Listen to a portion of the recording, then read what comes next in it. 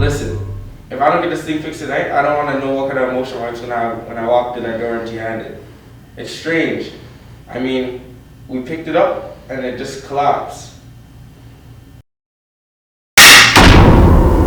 What's this? The support. The one that holds up that beam.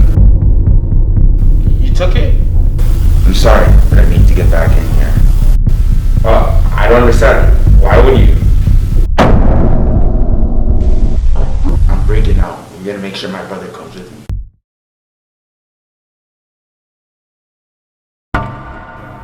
You son of a gun. We're gonna take this real easy, Warden.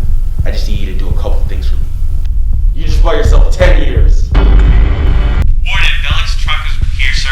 I'm staring right at it. Shall we start looking for him?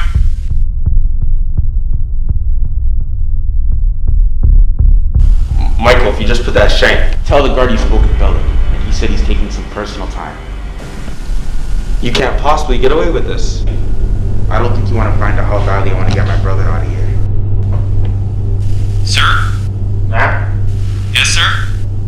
I spoke with Bellick. He's walked into town. He's taking some personal time.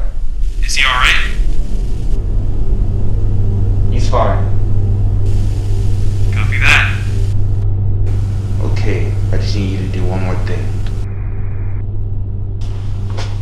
Have Lincoln transferred to the infirmary, and he needs to be there overnight.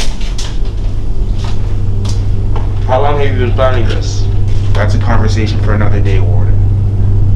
Pope to base. Go ahead, sir. Have Lincoln Bros transferred to the infirmary.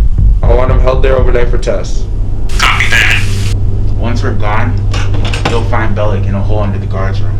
I'm sorry you had to get caught in the middle of this, but one day you'll understand. You'll never make it over that wall.